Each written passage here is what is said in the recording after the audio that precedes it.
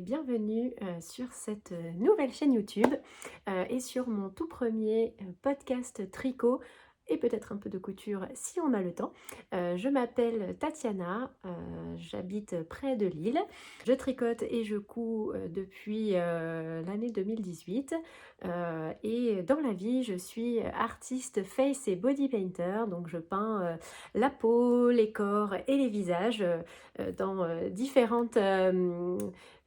différentes façons. Voilà, je vous ai fait un petit exemple juste ici. Voilà, pour rester dans l'esprit festif. Aujourd'hui, on est le 23 décembre. Je ne sais pas quand sortira cette vidéo parce que ça fait un petit moment que j'ai envie de faire un épisode de podcast.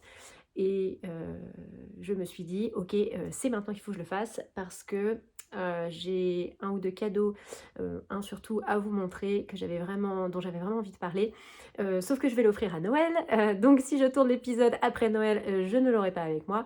Donc voilà, je ne sais pas quand exactement sortira cette vidéo. Peut-être qu'il serait de bon ton de vous souhaiter la bonne année. Voilà, bonne année, on sait jamais.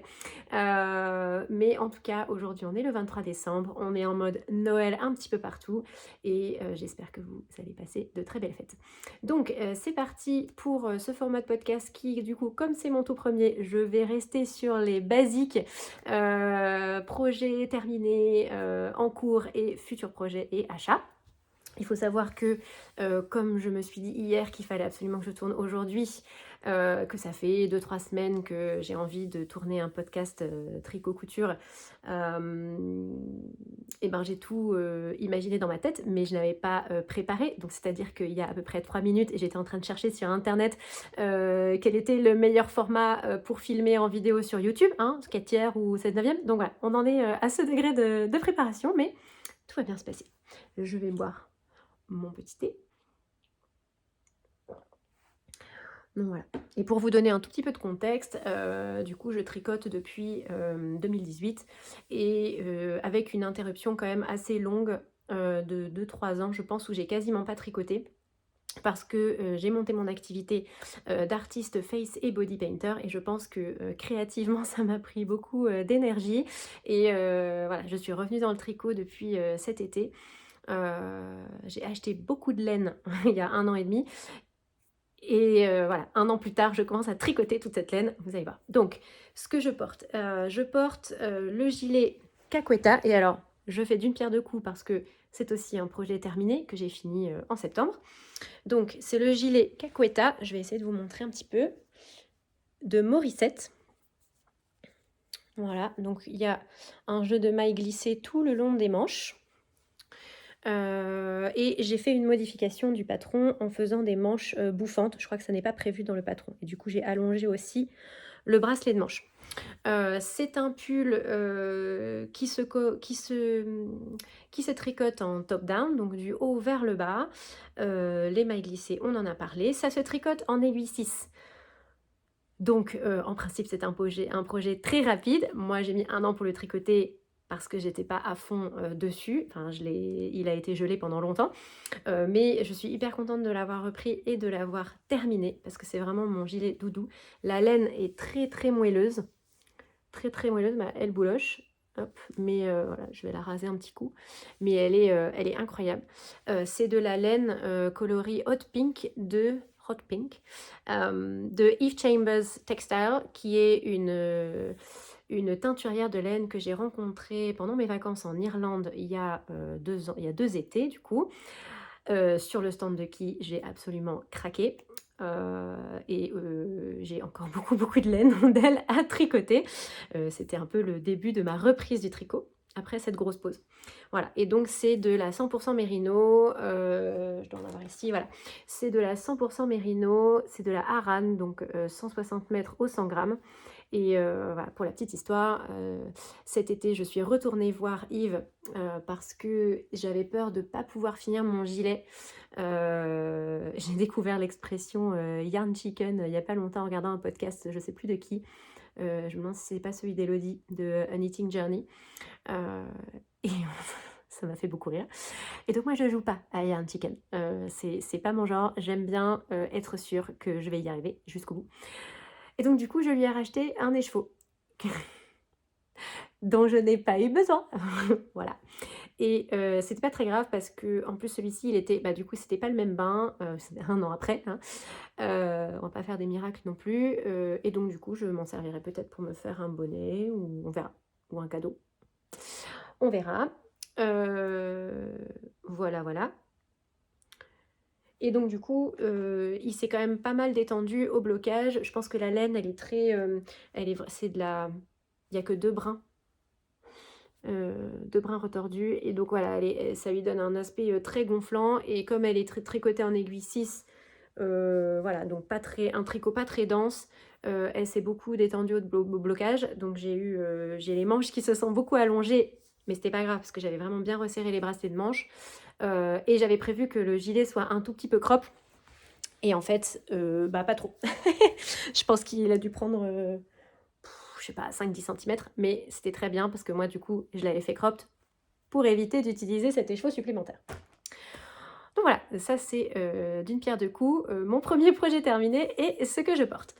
Ensuite, deuxième projet terminé, avec l'Irlande cet été. Alors, ma belle famille est irlandaise. On va faire connaissance tout au long de ce podcast, je crois. Ah oui, j'ai oublié de vous dire, dans 30 minutes, je pars voir mes filles qui sont en test de compétition de gymnastique, enfin en entraînement de compétition d'entraînement. Bref, elles sont à fond. Et donc du coup, je pense pas forcément avoir le temps de tout vous raconter ce que j'ai prévu de vous raconter. Mais c'est pas grave, si j'y arrive pas, je reviendrai. Voilà, ça me fera du contenu pour mon deuxième podcast que je serai du coup obligée de tourner. Alors, deuxième projet terminé. Il s'agit du Aran Pullover. Voilà, en taille 10 ans. De Marie-Maxime. Marie-Maxime, c'est une boîte de tricot américaine qui est voilà, un site internet qui vend des patrons, des laines. Voilà. Et alors en fait, l'histoire de ce patron, c'est que ma fille, ma grande, donc qui a 9 ans, en Irlande, on était dans un magasin type Quills dans lequel voilà, il y a beaucoup de tricots irlandais. Voilà, elle a vu un beau pull vert avec des torsades. Elle m'a dit « Oh maman, j'aimerais trop avoir celui-là ». Donc moi je regarde le prix, je vois 50 €, je dis « Mais chérie, je vais te le tricoter ». Voilà. Donc je l'ai tricoté. J'ai trouvé avec quand même pas mal de difficultés un patron de pull à torsade pour enfants. J'ai eu un petit peu de mal à trouver le bon patron.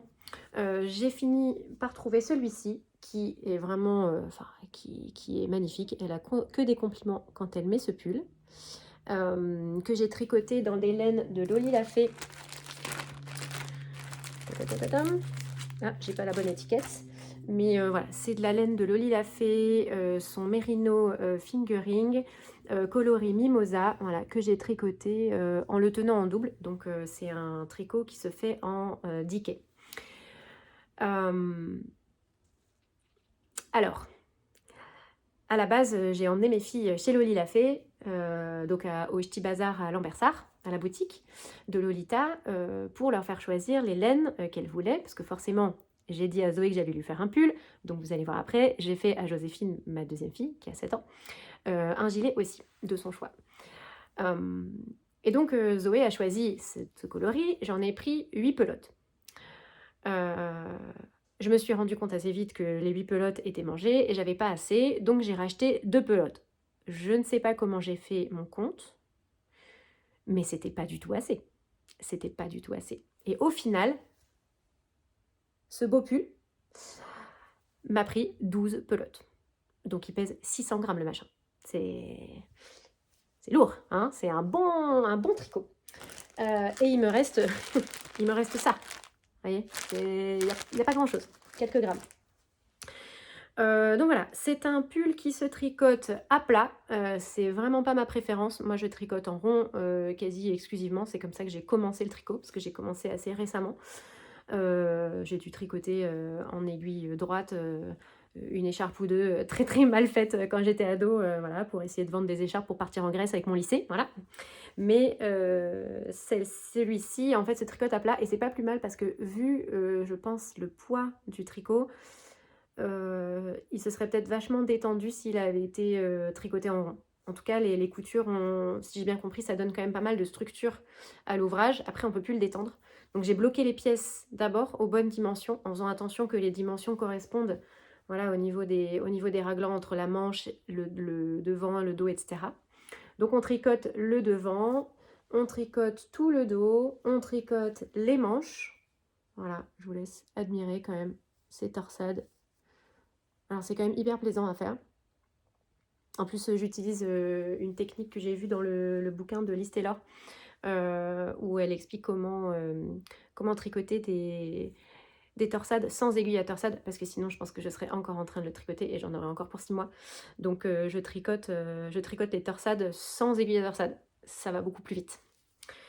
Et donc après, voilà, on fait des belles coutures. Pareil, j'ai utilisé le livre de Liz Taylor pour faire des belles coutures, voilà, qui sont quasi invisibles. Enfin, voilà, si on tire dessus, on voit juste le raccord, mais c'est tout. Et ensuite, voilà, on reprend les mailles ici qui sont mises en attente pour faire un col double. Je sais pas si ça s'appelle comme ça, mais c'est voilà. C'est un col qu'on tricote du coup qui fait 2 fois plus haut et ensuite qu'on replie et qu'on vient coudre ici tout le bord. Donc voilà, je vous mettrai une petite photo ici. Ça, j'ai fait des tests aussi avant d'incrustation. Après, pour le boulot, moi, je monte souvent des vidéos. Je les monte sur InShot, donc ça me fait pas trop peur, le montage vidéo. Voilà, je vous mettrai des petites photos de Zoé avec son super beau pull dont elle est hyper contente. Donc, je suis quand même contente parce que ça m'a pris, je pense, 2 mois et demi. Je l'ai fini début novembre, je crois. Donc ouais, ça m'a pris un bon 2 mois et demi pour le tricoter. C'était un travail de longue haleine. 12 pelotes. 12 pelotes. Ensuite, dernier... Pas du tout le dernier. Avant-dernier projet fini. Mais dernier projet que je peux vous montrer. Les 2 autres, je ne pourrais pas vous montrer, donc je vais passer rapidement dessus. Il s'agit du gilet Lorina. J'aurais pu le fermer. Ça aurait été une bonne idée, Tatiana. J'aurais pu le fermer. Voilà. Ça sera peut-être coupé au montage. Donc, il s'agit du gilet Lorina, petite Lorina, de Christelle Nioul. Je regarde là-bas parce qu'il y a mes notes. Il y a mes notes, ça non plus, j'avais pas préparé hier. Hein. La fille qui croit qu'elle va faire un podcast tricot, comme ça, elle ouvre sa caméra et elle filme et elle raconte des trucs. Je me suis dit, mais en fait, qu'est-ce que je vais raconter? J'en sais rien. Alors, j'ai plein de trucs à dire, hein, mais avant d'avoir écrit, je ne le savais pas. Donc ce gilet, c'est un gilet en diquet aussi. Donc j'ai utilisé de la laine de Loli Lafay coloris givre. Et j'ai l'étiquette ce coup-ci. Voilà. Ah mais en fait c'est dans l'autre sens. Est-ce que je vais du coup retourner la vidéo pour que vous le voyez dans le bon sens? On verra. Voilà, veuillez ignorer cette interruption si vous avez tout vu dans le bon sens et qu'il n'y avait pas de souci pour vous. Donc j'ai tenu cette laine en double pour avoir une épaisseur diquet, parce que là c'est de la laine Merino Fingering. C'est un gilet qui se commence par des empiècements au niveau des épaules.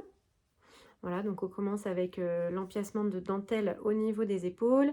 Et puis ensuite, voilà, on fait un peu de dos, les devants, on rejoint en rond, on fait les manches avec cette jolie dentelle. Joséphine était, donc ma fille, a été très spécifique. Elle voulait un gilet avec de la dentelle uniquement sur les manches. Donc voilà, le choix a été vite fait. Elle a choisi ses petits boutons. Alors au début, elle m'avait fait une sélection très éclectique et bon, je me suis dit que ça allait être compliqué de faire des boutonnières de plein de tailles différentes. Donc on a essayé de viser des boutons à peu près de la même taille et pour que ce soit un peu plus fun pour elle, elle a choisi du coup un bouton différent et tous les autres boutons pareils.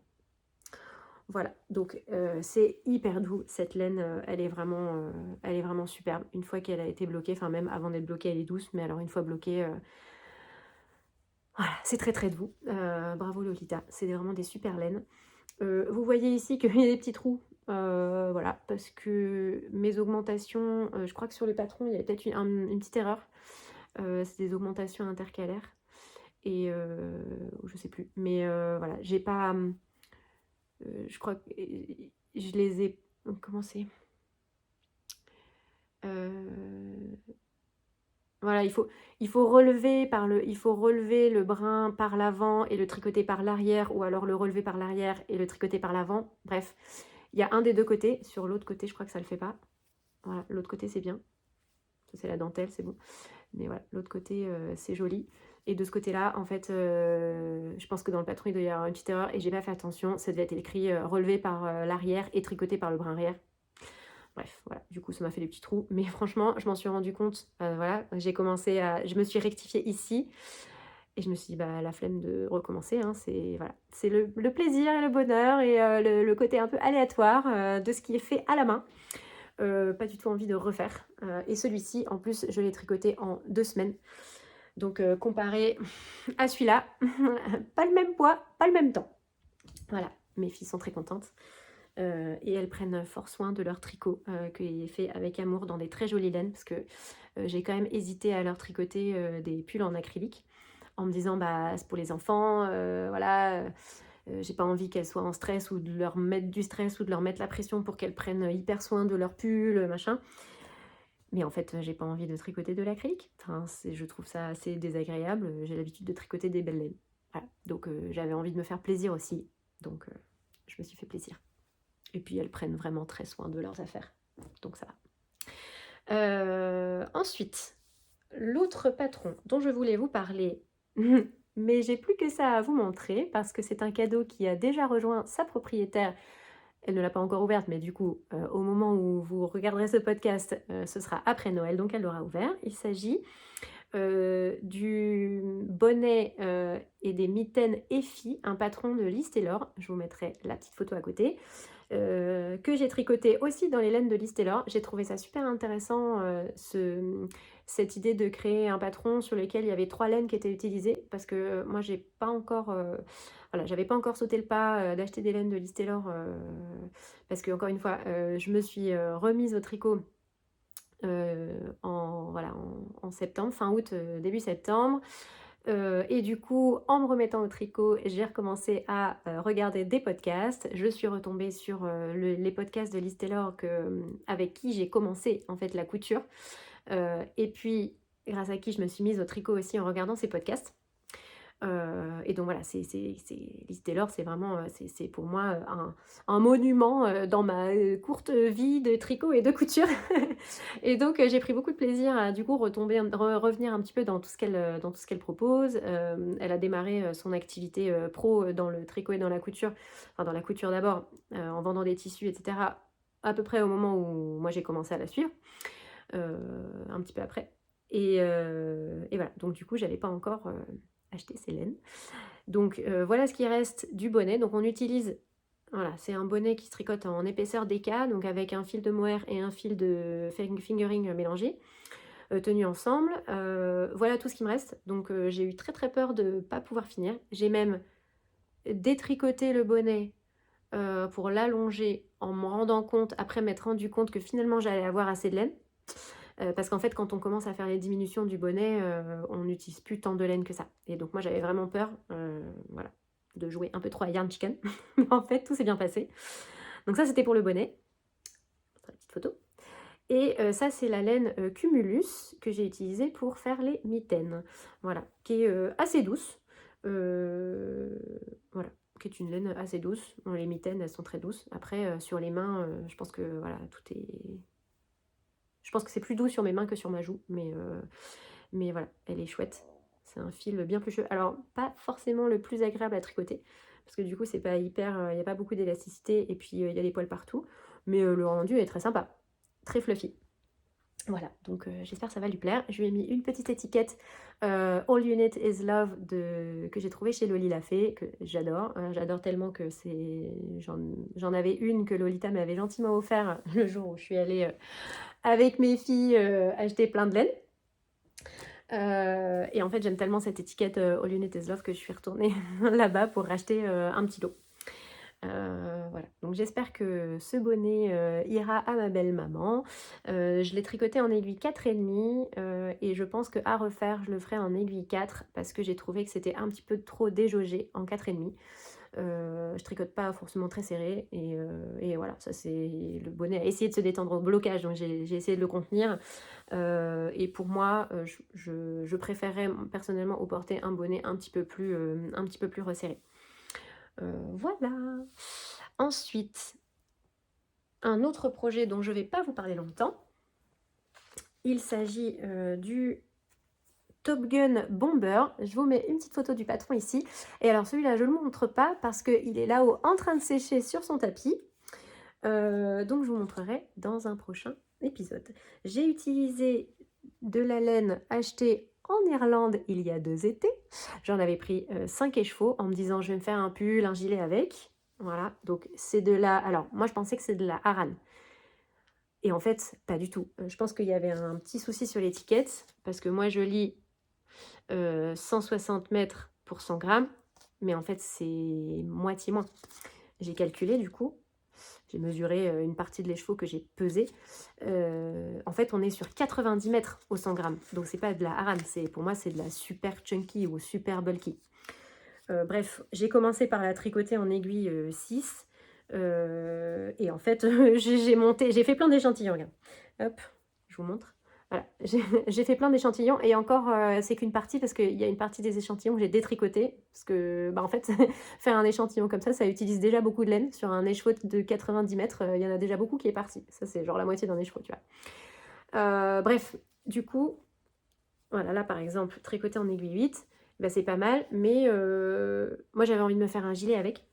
J'ai finalement choisi un patron avec un gilet en aiguille 10. Bref, je te raconte tout ça dans un futur épisode. Donc, il s'agit de... J'en ai fait tomber la moitié par terre. Il s'agit de BFL, donc Blue Face Leicester, de la laine Blue Face Leicester avec de la soie dedans. C'est très, très, très, très moelleux, très doux. De Eve Chambers Textiles, qui est à Schull, en Irlande, mon pays de cœur. Voilà. Ok, on a fini avec les projets terminés. Maintenant, je vais te raconter un petit peu. Alors, tu, vous, je sais pas. Je sais pas si je parle à vous, si je parle à toi. Tu me diras, vous me direz, j'en sais rien. Pour l'instant, j'ai pas décidé. Voilà, je regarde pas mal de podcasts tricot en ce moment.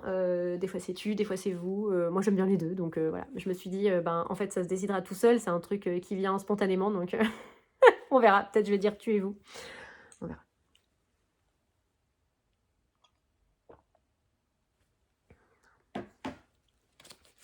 J'espère que je suis pas trop speed parce que je vois l'heure qui tourne et je me dis j'aimerais bien quand même aller au bout.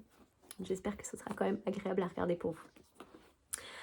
Alors, projet en cours, moi en fait j'en ai pas. Parce que je suis plutôt mono en cours, mais ça c'est quelque chose qui va changer je pense.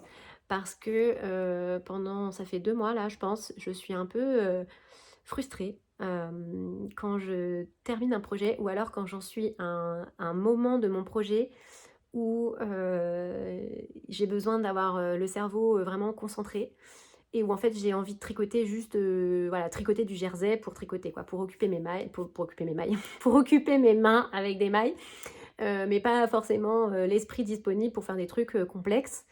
Et donc du coup moi qui étais plutôt anti-multi en cours parce que je me connais en fait, je vais pas forcément au bout de tous mes projets et du coup après je trouve que c'est hyper stressant d'avoir plein de projets en cours et voilà, de pas forcément les finir rapidement. Je me projette là-dedans et je me dis gloops. Mais en fait c'est quand même cool d'avoir un en cours un peu utiliser mon cerveau, réfléchir machin, et puis un en cours qui en est au stade zéro cerveau. Je vois fort cette utilité. Donc je pense que je vais peut-être devenir double en cours, je sais pas, on verra pour pouvoir avoir cette possibilité de tricoter un peu en zéro cerveau. Après ça dépend aussi de à quel moment on en est dans le tricot. L'idée c'est de mettre sur ses aiguilles un tricot avant d'avoir fini celui qui est en cours, comme ça quand on a fini celui qui est en cours ou quand on est dans une partie un petit peu où il faut utiliser son cerveau parce que voilà c'est la fin, il faut faire ci, il faut faire ça, il faut relever des mailles, il faut faire une encolure machin, et à côté on a un tricot qui est déjà monté et sur lequel on peut continuer à avancer. Donc mon prochain projet qui n'est pas vraiment un en cours du coup, mais il va le devenir très vite, c'est le Bogota de Florence le Style Knitting, que j'ai vu au Ch'ti Bazar en décembre, novembre, décembre. Et j'ai vachement aimé. j'ai vachement aimé, et ma maman aussi. Donc elle s'est pris de la laine, chez, Maison Septembre. Elle s'est pris du mérino, c'est du 50 mérino, 50 soie teint avec de la garance et de la cochenille. Ce coloris, il est juste incroyable. Peut-être je vous mettrai une petite photo, si j'ai pas la flemme de faire la photo. Voilà, sauf que, c'est un petit peu compliqué. Ma maman, elle tricote depuis longtemps, mais elle n'arrive pas toujours, bien à se concentrer et du coup, le patron, la Bogota, il est un poil, complexe, pour, reprendre le tricot, pour elle et donc du coup, j'ai décidé que, j'allais lui proposer de tricoter ensemble à Noël, parce qu'on va passer une semaine chez mes parents à Noël.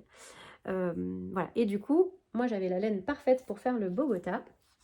Il s'agit de surprise, Eve Chambers Textile, laine achetée il y a 2 étés en Irlande, n'est-ce pas? Vous allez pouvoir faire le compte de tout ce que j'ai acheté à cette, gentille dame, il y a 2 ans. Voilà, il s'agit de la, Cherry Blossom, coloris Cherry Blossom, c'est du fingering, 60 mérino, 40 soie, et alors j'ai fait l'échantillon et j'adore, j'adore, j'adore, j'adore, j'adore. C'est ultra canon. Quelle heure est-il? Il me reste 6 minutes, clairement. Je vais pas avoir le temps de tout vous montrer. Je crois que j'aurai pas le temps, c'est pas grave. Et alors, regarde, avec mon petit marqueur. Alors c'est marrant parce que les marqueurs comme ça, en fait au départ je voyais pas l'intérêt. Pour moi, quand je voyais des podcasts où les nanas, elles ont acheté des marqueurs et des trucs et des accessoires, en fait, au-delà des aiguilles et de tout ce qui est pratique et au-delà de la laine, moi je voyais pas l'intérêt. Je me disais, mais garde tes sous pour acheter de la laine en fait. Ouais, sauf que maintenant j'aime bien. Maintenant j'aime bien, voilà, je regarde, ça fait petits bijoux, parce que sinon j'utilise ça, qui est quand même, faut le dire, vachement pratique, hein. Mais voilà, ça fait petits bijoux. J'adore. Regarde. Il est où l'autre? Il est perdu? Non, il est là. Voilà, le petit marqueur. Ouais. Ce focus incroyable. Voilà. Donc maintenant j'aime bien. Donc maintenant je vais m'en acheter. Pas trop, mais un petit peu. Voilà. Donc, futur Bogota. Tricoté en double, enfin en duo avec ma maman. Peut-être que je finirai par lui tricoter le sien. On verra comment elle s'en sort. Ensuite, ça va aller vite. Je vais pas du coup vous parler des achats parce que en fait, bah, vous verrez quand je les mettrai sur mes aiguilles, donc dans de futurs projets. Et je voulais vous montrer quand même un tout petit peu de couture. Donc j'ai 5 minutes. Je voulais montrer un tout petit peu de couture parce que du coup avec le Mojo Tricot qui est revenu, je suis retombée dans les podcasts de Liz Taylor et puis dans ses secrets d'atelier et puis forcément dans la newsletter et du coup sur la boutique, hein, de fil en aiguille, on fait tout le tunnel de vente, n'est-ce pas? J'ai craqué à fond pour le tissu Flower Drips de la collection No Rain, No Flowers.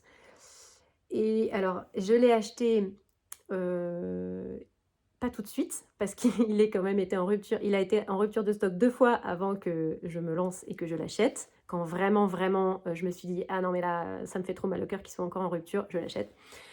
Quand j'étais vraiment sûre que j'en avais vraiment très, très envie. J'adore ce tissu. Et j'ai coupé dedans hier une blouse pimpante qui n'est pas encore cousue, puisque l'objectif, c'était de pouvoir caser toutes mes pièces de patron dans le tissu pour avoir encore un petit reste pour faire ce pochon, parce que ma maman avait envie d'un sac à tricot pas trop grand pour le début de ses projets ou pour ses petits projets. Et donc du coup j'ai créé voilà ce sac. Je l'ai matelassé. J'ai utilisé une viseline épaisse, un molleton thermocollant et que j'ai matelassé après avec un fil lurex. Voilà, l'intérieur il est comme ça. J'avais un coton en stock qui fonctionnait plutôt bien.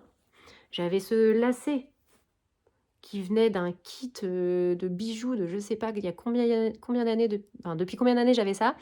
Mais incroyable, hein, la couleur fonctionnait trop bien. Donc voilà, c'est un cadeau de Noël. Et je peux vous dire que quand je l'ai fait, je me suis dit, aïe, aïe, aïe, aïe, aïe, je l'aime trop. Je l'aime d'ailleurs tellement trop que peut-être que je vais le garder pour moi. mais je vais pas le garder pour moi. Parce que, soyons honnêtes, on est le 23 décembre, donc je l'ai fait le 22 décembre, je l'ai terminé, parce que moi je prends mon temps. En plus, ça faisait longtemps que j'avais pas cousu, donc j'avais vraiment envie de faire joli joli. Euh, j'avais pas le temps d'en refaire un. Et puis de toute façon, j'avais plus de tissu. Et puis je sais que ces couleurs-là, ma maman, elle va adorer.